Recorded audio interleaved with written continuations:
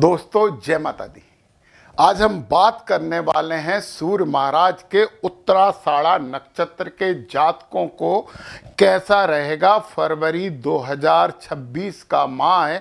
इसके एक चरण में धनु राशि होती है, बाकी 3 चरण में शनि महाराज की मकर राशि होती है। और ये फल कथन हम करने वाले हैं सर्वतोभद्र चक्र से 81 खानों की बहुत सटीक कुंडली, त्रिलोक दीपक कहा जाता है। और हमारे ऋषि मुनि भविष्य फल कथन करने के लिए इसी का उपयोग करते थे। अब आपको ये नहीं पता तो ये आपकी समस्या है, दूसरों की नहीं है।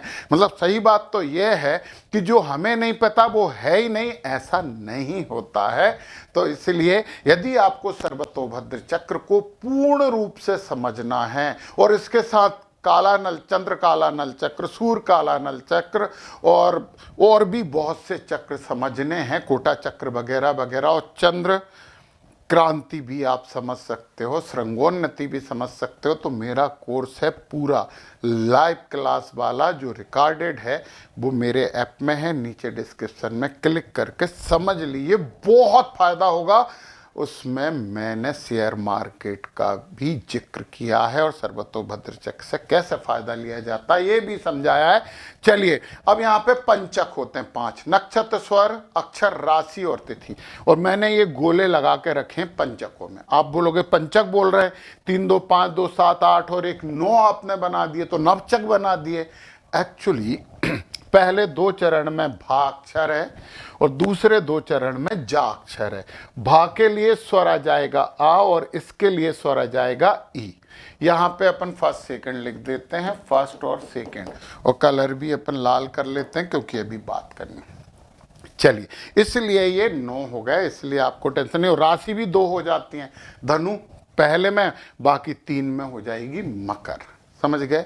अब यहाँ पे कोई भी ग्रह जब वेद करता है तो हम प्रभावित होते हैं। वेद कैसे करता है देखो, यदि कोई ग्रह यहाँ बैठा है तो ये जा रहा है इसका, तो इसने वेद कर दिया तिथि को, ये तिथि है, और पहले दूसरे नक्षत्र, इसे वेद कहते हैं। शुभ ग्रह होगा तो शुभ फल मिलेगा, क्रूर ग्रह होगा तो अशुभ फल मिलेगा। और अशुभ फल को कम कैसे करें इसी की बात तो हम कर रहे हैं। अच्छा, यदि ये ग्रह बकरी हुआ तो ऊपर वेद नहीं करेगा, बकरी हुआ तो ये वेद इधर करेगा। और राहु, केतु, सूर्य और चंद्रमा इधर भी वेद करते हैं, इधर भी वेद करते हैं, और सामने भी वेद करते हैं। सामने में ये बीच की चीज वेदित नहीं होती, केवल नक्षत्र वेदित होता है। तो ये बात समझ ली। चलिए, अब हम बात करते हैं शुरू, और शुरू बात करके सबसे पहले हम राहु महाराज की बात कर लें।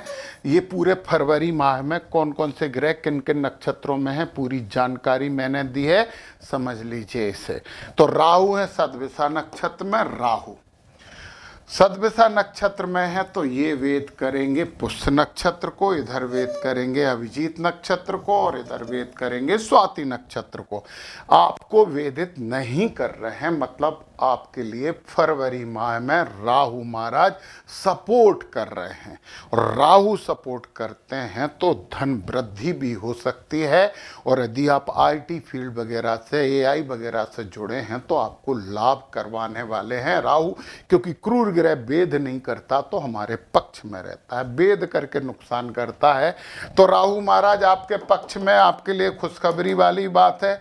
और राहु महाराज से अच्छे फल से ये तो देवी मैया की, दुर्गा मैया की आराधना करते रहिए, विशेषकर माता सरस्वती की। वैसे महालक्ष्मी, महाकाली, माँ सरस्वती तीनों ही एक हैं, हम ही अंतर करते हैं, अंतर तो नहीं है।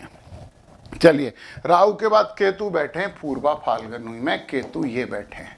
केतु जब बैठे हैं यहाँ पे तो केतु महाराज जो हैं वो यहाँ पे वेद कर रहे हैं, धनु राशि को भी वेदित कर रहे हैं, और तीसरे और चौथे चरण में मकर को भी कर रहे हैं। दूसरा चरण इस नक्षत्र का केतु से प्रभावित नहीं है। दूसरे चरण के लोगों के लिए केतु बहुत शुभ है, परंतु धनु राशि और तीसरे और चौथे चरण वालों को केतु महाराज से बचने के लिए किसी भी हालत में गणपति जी की आराधना करनी चाहिए, क्योंकि दिशाहीन करते हैं केतु।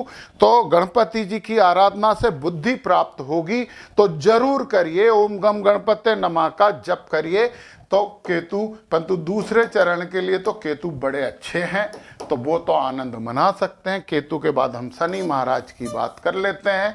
तो शनि महाराज बैठे हैं उत्तरा भाद्रपद में, यहाँ हैं शनि, और शनि एक ही दिशा में वेद करते हैं, और शनि महाराज भी आपके किसी भी पंचक को वेदित नहीं कर रहे हैं। तो ये भी खुशखबरी है, शनि आपके साथ हैं और बहुत फायदा देने वाले हैं। वैसे भी मकर राशि के तीसरे घर में उपछाया भाव में शनि बैठे हैं, और यहाँ पे क्रूर ग्रह अच्छे फल करते हैं, तो ले लीजिए लाभ। फायदे का समय है तो फायदा लीजिए, क्योंकि यदि आप समय चूकते हैं तो शंकर भगवान नाराज हो जाते हैं, और शंकर भगवान नाराज हो जाते हैं तो शनि भी नाराज हो जाते हैं। शिव जी को मना लो तो शनि भी मान जाते हैं, कृष्ण जी को मना लो तो शनि मान जाते हैं, और बब्बा जी को मनाओगे तो शनि महाराज को मानना ही पड़ेगा। चलिए शनि के बाद हम सूर्य महाराज की बात करें। श्रवण में है, 6 से धनिष्ठा में जाएंगे, 19 से सदविषा में जाएंगे। यहाँ है सूर्य, यहाँ 6 से आ गए और यहाँ 19 से आ गए।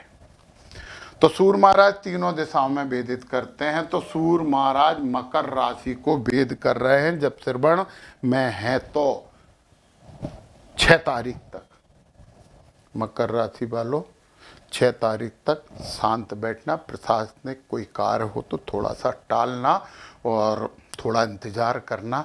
और पता है सूर्य भगवान को मनाने के लिए सूर्य भगवान को जल दीजिए, आदित्य हृदय स्तोत्र या तो पढ़िए या सुनिए। फिर तीनों दिशाओं में करते हैं ये। फिर सूर्य महाराज यहाँ आ गए 6 से, देखें 6 से क्या कर रहे हैं, 6 से ये कर रहे हैं। तो फिर धनु राशि पहला चरण और दूसरे चरण को केवल सूर्य महाराज प्रभावित कर रहे हैं, बाकी तीसरा और चौथे चरण वाले खुश हो सकते हैं। तो अभी पहले और दूसरे चरण वाले भी थोड़ी सावधानी बरतें। राजनीतिक काम हो तो थोड़ा सा रुक जाएं, प्रशासनिक काम है तो थोड़ा सा रुक जाएं। और फिर जब ये आ जाएंगे 19 तारीख को यहाँ पे, और 19 तारीख को जब सूर्य यहाँ पे आ जाएंगे तो ये देखिए आप, फिर आपको कहीं से भी प्रभावित नहीं करें। मैंने बोला ना सम्मुख भेद में ये दोनों प्रभावित नहीं होते, केवल नक्षत्र प्रभावित होता है। तो फिर 19 तारीख के बाद करिए ना काम, ठेका मेके का फॉर्म डाल दीजिए, राजनीतिक रूप से जो काम करना कर लीजिए, ऑफिसर वर्ग से बात कर लीजिए, आपके पक्ष में रहने वाले हैं। चलिए सूर्य महाराज के बाद अब हम एक और ग्रह की बात कर लें, वो भी क्रूर है। और मंगल महाराज सूर्य से ज्यादा क्रूर माने जाते हैं। मंगल है श्रवण में, मंगल यहाँ है, और फिर आ जाएंगे 14 तारीख को धनिष्ठा में। एक ही दिशा में वेद करते हैं, और धनिष्ठा में आके ये पहले और दूसरे केवल चरण को प्रभावित कर रहे हैं।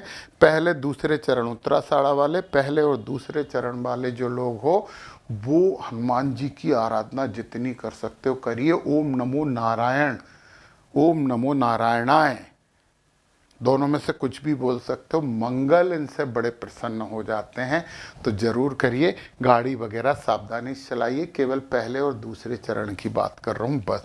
बाकी लोगों को तो मंगल महाराज का आशीर्वाद मिल रहा है, तो खुशखबरी है।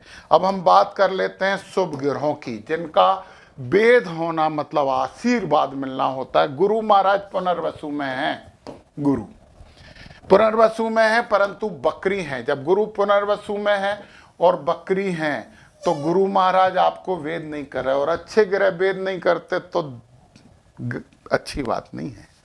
गुरु महाराज का आशीर्वाद मिल नहीं रहा, वो वेद करते तो आशीर्वाद देते। तो फिर हम गुरुओं का सम्मान करें, है ना, गुरु जैसे लोगों का सम्मान करें, पिता का सम्मान करें तो अच्छा होगा। चलिए ठीक है, गुरु महाराज ने थोड़ा सा निराश किया है, परंतु अब हम बात करते हैं, चलो बुध महाराज की बात करें। धनिष्ठा में है बुध, यहाँ धनिष्ठा में है, और फिर 7 तारीख को आ जाएंगे सदविषा में, और फिर 15 तारीख को आ जाएंगे पूर्वा भाद्रपद में, और 26 से हो जाएंगे बकरी। अब हम बुध की देखते हैं। तो बुध महाराज पहले और दूसरे चरण को, देखो मंगल कष्ट दे रहे थे, बुध ने आपको 6 तारीख तक मंगल के कष्ट से बचा लिया, क्योंकि बुध महाराज ही पहले और दूसरे चरण को ही आशीर्वाद दे रहे हैं। तो ये व्यवस्था प्राकृतिक व्यवस्था है जो ईश्वर कर देता है, ग्रह नक्षत्र कर देते हैं, तो इसके लिए तो बहुत धन्यवाद देना चाहिए हमें ऊपर वालों को। 7 तारीख को फिर ये आपको आशीर्वाद नहीं दे रहे हैं, फिर 15 को भी ये आपको आशीर्वाद नहीं दे रहे हैं, फिर 26 से बकरी हो जाएंगे तो आपको आशीर्वाद दे रहे हैं। जैसे ही 26 तारीख से बुध बकरी होंगे, 26 तारीख से यहां, तो आपके नक्षत्र को वेद करेंगे, और नक्षत्र को वेद करने का मतलब है पुरानी बीमारियों से निजात मिल जाएगा और एक अच्छी मानसिकता से आप काम करेंगे। कब? 26 फरवरी के बाद। और ये तो लॉटरी है आपके लिए, खुशखबरी है। तो बुध महाराज का इतना अच्छा आशीर्वाद मिला आपको। चलो बीच में ही थोड़ी सी देर ये रहे। अब हम शुक्र महाराज, एक ऐसा ग्रह जो सर्वतोभद्र चक्र में लक्ष्मी प्रदाता ग्रह कहा जाता है। ये हैं धनिष्ठा नक्षत्र में 11 से सद्दिशा में और 22 से पूर्वाभाद्र। धनिष्ठा में है शुक्र, 11 से यहाँ आ जाएंगे, 22 से यहाँ आ जाएंगे। अब जब धनिष्ठा में है तो पहले और दूसरे चरण को आशीर्वाद दे रहे हैं। मंगल वेद कर रहे थे, बुध भी वेद कर रहे हैं इसे, और फिर शुक्र भी कर रहे हैं। पहले और दूसरे चरण वालों के लिए खुशखबरी है, लक्ष्मी प्राप्ति होगी 11 तारीख तक मिलेगा, देखना धन मिलेगा, पक्की बात है। फिर सद्दिशा में आ जाएंगे तो फिर आपको आशीर्वाद नहीं दे रहा है, फिर उत्तराभाद्र में भी आपको आशीर्वाद नहीं दे रहा है, परंतु 11 तारीख तक तो शुक्र आपको लक्ष्मी प्रदान करने का कार्य कर रहे हैं। तो समय का फायदा उठाइए, कुछ अच्छा कर लीजिए फरवरी माह में। और मेरी तरफ से बहुत बहुत शुभकामनाएं। जय माता दी।